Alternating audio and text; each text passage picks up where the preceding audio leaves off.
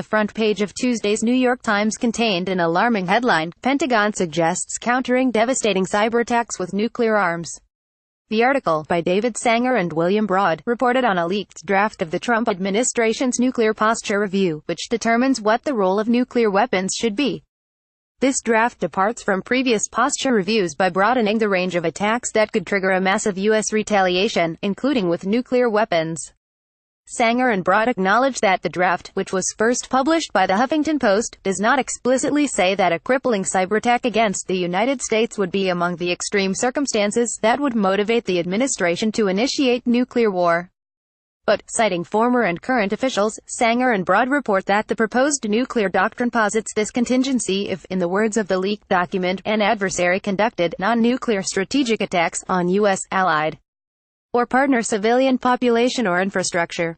In plain English, the Trump team seems to be threatening to nuke anyone who conducts a massively disruptive cyberattack on the power grid or water system of the U.S. or one of its friends.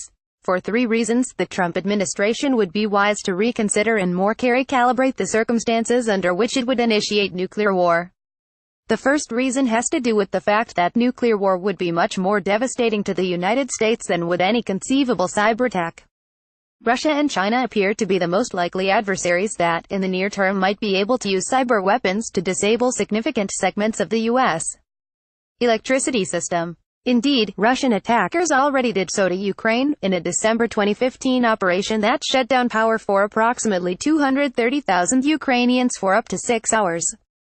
That attack, Wired magazine reported last June, may have been a dress rehearsal for a future assault on the U.S. power grid. Now imagine it was much worse, and all of Ukraine was without electricity for weeks. If Ukraine possessed nuclear weapons, would any sane person in Washington have recommended that Ukrainian leaders retaliate by nuking Russia, and thereby inviting Russian nuclear attacks on Ukraine? The cure would have been much worse than the disease. The same strategic logic applies to the United States. A cyberattack on U.S. civilian infrastructure could be enormously disruptive and costly. Depending on the scale and durability of outages of electricity, piped water, etc., the effect could be like what Puerto Rico is experiencing due to Hurricane Maria, though without the collapsed roadways and buildings. But, if a U.S. president initiated nuclear war in response to a massive cyberattack, Russia and China would be expected to retaliate with nuclear weapons. This could leave the mainland U.S. in the condition of Puerto Rico minus all the people, buildings and wildlife. Russia and China would suffer gravely in the process, but the U.S. would lose much more than it would gain by moving from cyber war to nuclear war. Here's the second reason it's crazy to retaliate with nuclear weapons: the United States' conventional and cyber capabilities combined are greater than its adversaries.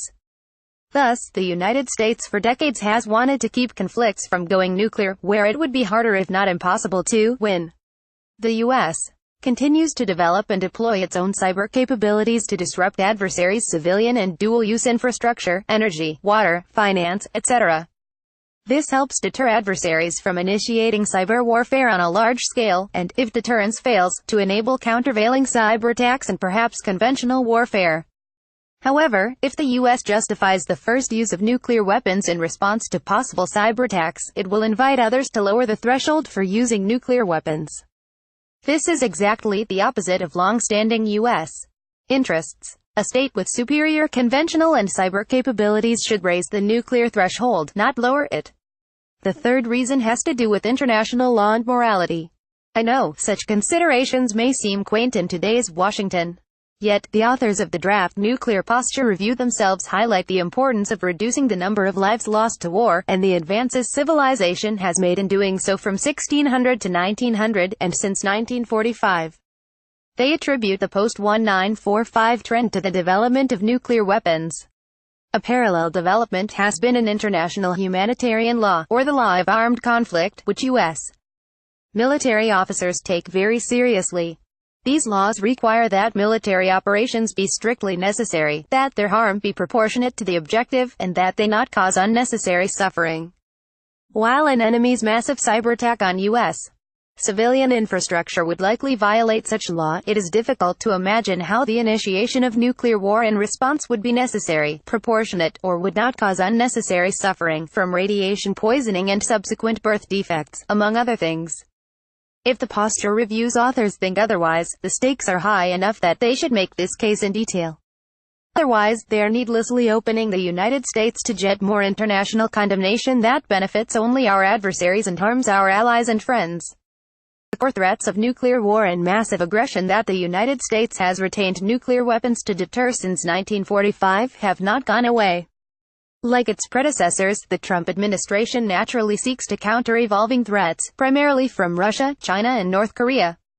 But widening the role of nuclear weapons and appearing to blur the distinction between nuclear war and fundamentally less catastrophic threats is neither necessary nor helpful to making America great again. This article was originally published in Politico. Carnegie's nuclear policy program works to strengthen international security by diagnosing acute nuclear risks, informing debates on solutions, and engaging international actors to effect change. The program's work spans deterrence, disarmament, non-proliferation, nuclear security, and nuclear energy.